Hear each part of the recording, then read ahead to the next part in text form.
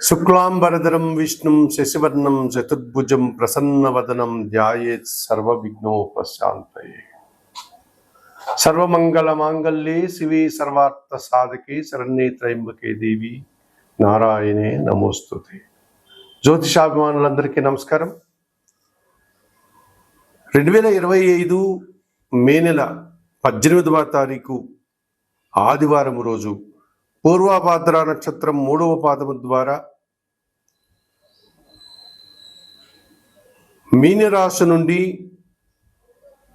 రాహువు సాయంత్రం 5 గంటల ప్రాంతంలో కుంభరాశిలోనికి ప్రవేశిస్తున్నాడు.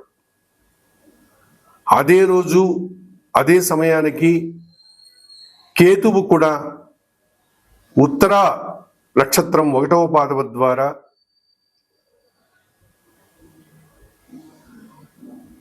కన్యా రాశి నుండి సింహరాశిలోనికి సాయంత్రం 5 గంటలకు ప్రవేశిస్తున్నాడు. అదే ఆదివారం రోజు.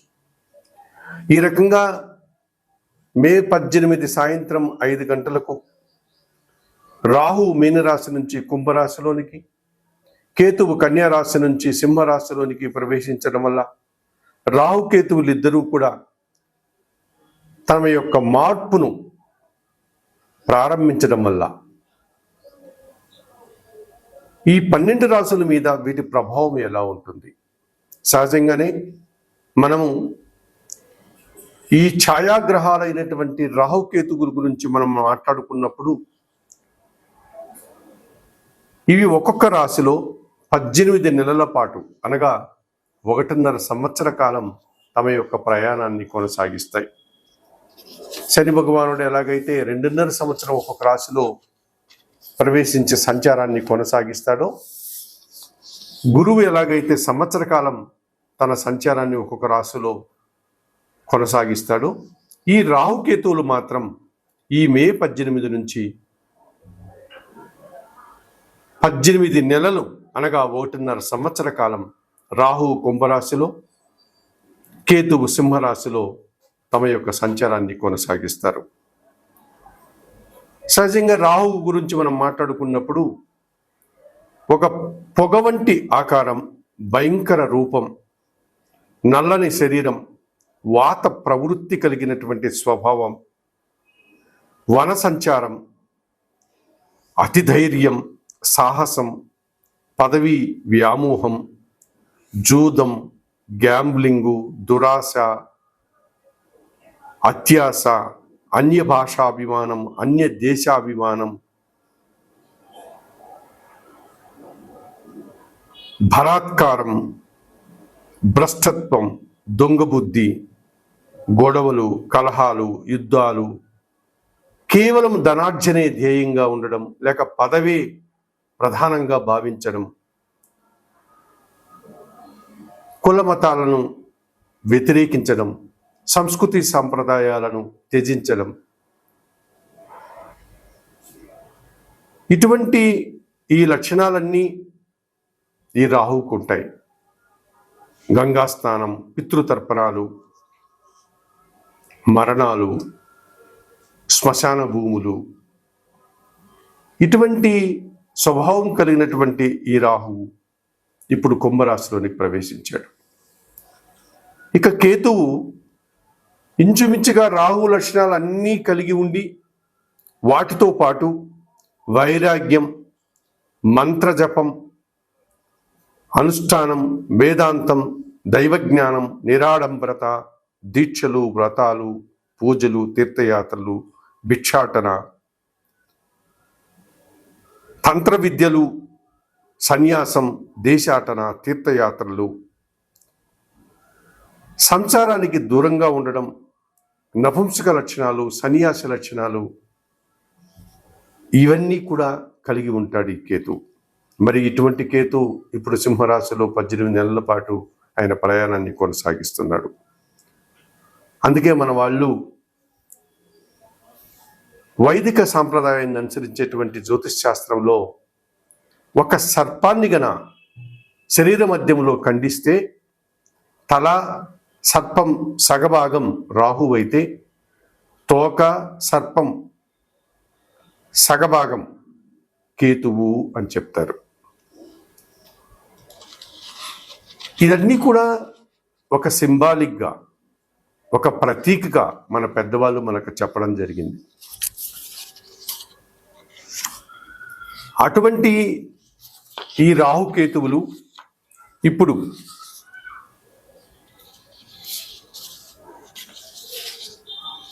కుంభరాశిలో రాహువు, సింహరాశిలో కేతువు సంచారం కొనసాగుతుంది. మరి 12 రాశుల మీద వీటి ప్రభావం ఎలా ఉంటుంది? ఈ రాహుకేతువుల యొక్క ప్రభావం 12 రాశుల మీద ఎలా ఉంటుంది? కుంభరాశి వారు 2025 మే 18 ఆదివారం సాయంత్రం 5 గంటలకు రాహుకేతువులు మారుతున్నారు.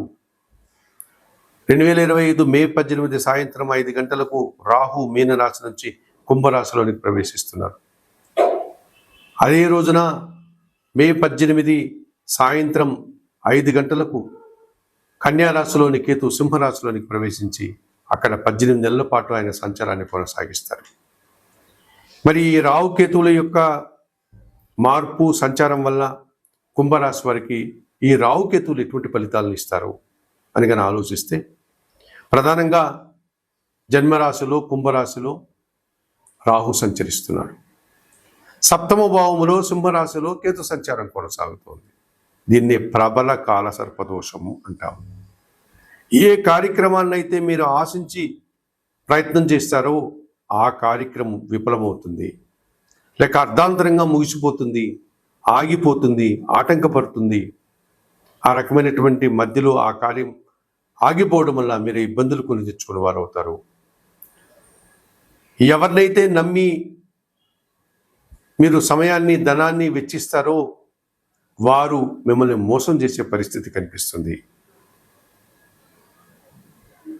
ఏ కార్యక్రమం ఇష్టంతో పూర్తి చేస్తారో ఆ కార్యక్రమం వల్ల వచ్చేటువంటి సుఫలితాలంతా కూడా నిరాశని కలిగిస్తాయి. విదేశీ వ్యవహారాలు కానీ, నూతన వ్యాపారాలు కానీ, నూతన ఉద్యోగాలు కానీ, ఇతరత్ర ఏ కార్యక్రమం మనం చేయాలనుకున్నా, ఎంత ప్రణాళికాబద్ధంగా ముందుకు వెళ్ళాలనుకున్నా ఏదో విధంగా ఆటంకాలు రావడం, ఎవరో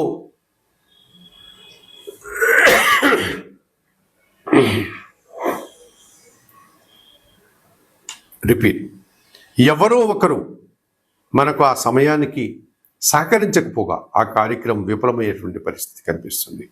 ఈ రకంగా జన్మరాశిలో రాహు దుబారా ఖర్చులు, దుబారా ఆలోచనలు, అనుకున్న పనులు పూర్తి చేయలేని తనం, ఇబ్బందులు కొని తెచ్చుకున్న వాతావరణం కనిపిస్తుంది. ఇక 7వ భావంలో కేతు జీవిత భాగస్వామితో కానీ, వ్యాపార భాగస్వాములతో కానీ, సమాజంలోని వ్యక్తులతో కానీ ఏ రకంగా కూడా వారి సహకారాన్ని మనం అందుకోలేకపోతాం, వారిని సంతృప్తిపరచలేకపోతాం. ఎంత కార్యక్రమాలు మనం నిర్వర్తిస్తూ ఉన్నా, ఎంత కష్టపడుతున్నా వారి సహకారం మనము అందుకోలేకపోతాం. వారు సహకరించకపోవడం వల్ల ఇబ్బందులు కొని తెచ్చుకునే వారు అవుతాం. ఎదుటివారు ఎప్పుడు మన విషయంలో నిరాశపడుతూనే ఉంటారు. ఏం చేయాలో దిక్కుతోసని పరిస్థితి, ఏ రకంగా వారిని సంతృప్తిపరచాలో అర్థం కాని ఒక అగమ్యగోచరంగా తయారవుతుంది కుంభరాశి వారికి. జన్మరాశిలో రాహు సంచారం, 7వ భావంలో కేతు సంచారం, ఈ ప్రబల కాలసర్పదోషం చాలా విషయాలు, ముఖ్యంగా నూతన వ్యాపారాలు కానీ, నూతన ఉద్యోగాలు కానీ, నూతన సంస్థలు ప్రారంభించడం కానీ, ఉన్న సంస్థను విస్తరించే విషయంలో కానీ, విదేశాలకు వెళ్ళేటువంటి విషయంలో కానీ, విదేశాల్లో పై చదువుల విషయాల్లో కానీ, విదేశాల్లో ఉద్యోగాల విషయంలో కానీ, విదేశీ వ్యాపారాల విషయాల్లో కానీ, అన్ని రకాలుగా రాజకీయ పరంగా కానీ ఏ రకంగా చూసినా కూడా పూర్తిగా వ్యతిరేక ఫలితాలు రావడానికి అవకాశం ఉంది కుంభరాశి వారికి ఈ 1.5 సంవత్సర కాలంలో. అలాగే 7వ భావంలో కేతు సంచారం వల్ల ఎవరినీ కూడా మనం సంతృప్తిపరచలేక, ఎవరి ఆశల్ని నెరవేర్చలేక, ఎవరికి న్యాయం చేయలేక, ఒక రకమైనటువంటి నిందాపూర్వకమైనటువంటి వ్యక్తులుగా మనం గుర్తింపబడి సమాజంలో చిన్న చిన్న బాధల్ని, నిరాశల్ని ఎదుర్కోక తప్పదనిపిస్తుంది. మరి ఇటువంటి పరిస్థితుల్లో కుంభరాశి వారు